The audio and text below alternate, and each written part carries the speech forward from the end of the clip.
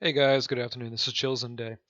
Today is December 1st, 2021, and today we're going to be talking about how stock trading was done before computers. This is pretty interesting. I know some guys will be like, why does this matter? And in reality, it's because of the efficient market hypothesis theory that, markets will slowly move back to what in reality should be the efficient allocation of capital. But that only happens as fast as technology moves. So by looking at how stock trading was done before computers, you can kind of see the underlying methodologies that's used to kind of pick out good investments in the market, which can in turn be used in your own portfolios. So, anyways, let's jump right into it. So, stock trading before kind of like I would say 1960, it was done via this open outcry method. So you have an exchange like the New York Stock Exchange or Chicago Grain Exchange, etc., all throughout the world. And how it would work is you would have a representative of your firm or your portfolio on the floor, and they would stand up as this guy has here in his hand, and he'd say, "I'm selling 20, let's just say GameStop stocks at $5 a share, right?"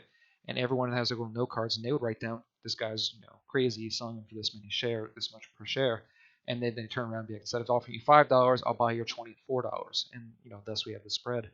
Um, so these guys are paid a lot of money then, because as you can imagine, 8.5 hours a day, you're out there screaming.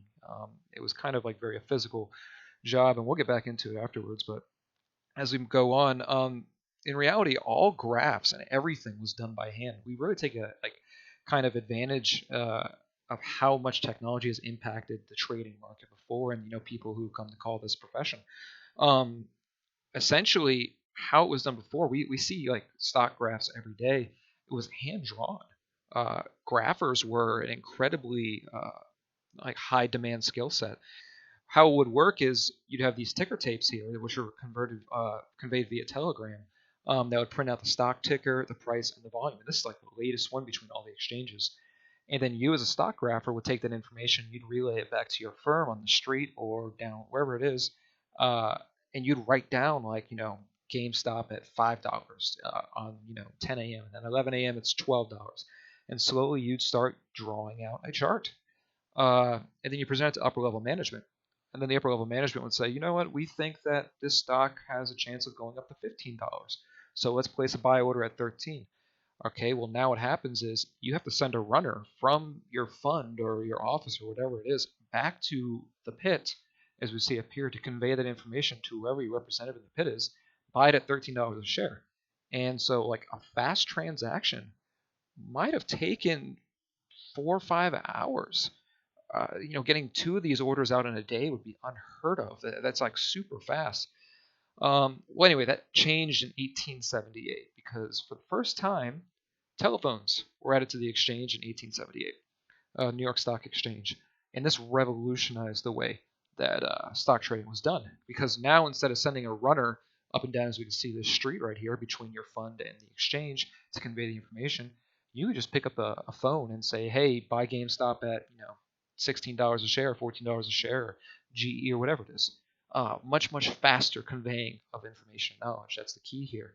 And it revolutionized the market so much that by 1920 there were over 88,000 telephones just for Wall Street. It's just the exchange. That's like it's like less than a century later, it completely changed the entire game. So as we can see, now stock trading is getting faster. Instead of it taking 4 or 5 hours for a transaction, as it would have done in like 1840 to 1860, now it might only take 30, 35 minutes to do a fast transaction, which allowed for extremely efficient allocation of capital from failing investments to good investments. And that's the key. Now, this is that open outcry method I was say we'll get back to later. The people who were actually in the pit, as we can see right here, this is Chicago pit in January 1st, 1993.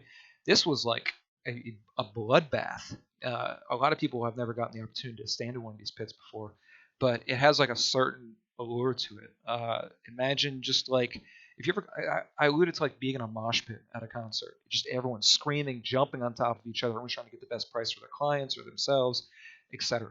And it's just there's hand signs. It's a very intricate culture that unfortunately has been lost to kind of the ages.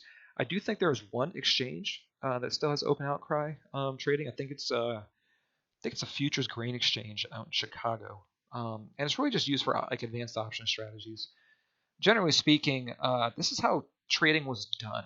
before the age of computers. Um, it was very, very slow, drawn out process that was really only reserved for like the upper 1% of kind of society, because it was just so involved to move capital from one investment to the next one. Now in the 90s, as we're all well aware, with the advent of computers and algorithmic trading, it completely changed the game. Then you could just like instantaneously drop and plug orders out online. And what happened is nowadays we have these hedge funds called high frequency trading funds, um, that just, a fast transaction will be one millionth of a second. And they literally put their data centers right next to the exchange just so they can, skim off 1 trillionth of a second faster than the next guy. Because if you think about it, if you want to wrap all the way back around, imagine you're here in, 1850, and you have a computer. You can get the prices before everybody else. Thus, you can place your orders, buy and sell before anyone else has a chance to. And if you're putting two and two together, that's a massive, massive potential for alpha above average returns in a portfolio, because you can just scalp prices left and right. Now just multiply that by, a trillionth of a second, and now you're high frequency trading up today. So, anyways, this is Chosen Day at Chrono Historia. I pretty much teach people how to generate above average market returns using methodologies, different types of investing. I also publish, tips and tricks on the market. There's a free newsletter. If you guys want to remain up to date, I just use it to, keep everyone updated on kind of how the website's progressing and new things that are coming out. We go over research posts, methodology, and how to get started investing. There's a little bit of something here for everybody. But yeah, if you're interested and you want to read more, I highly recommend you check out this article. It took me a little bit to put it together, but it was fun because I got a chance to research everything. So until we meet again, best luck in your investment journey, and Chosen Day out.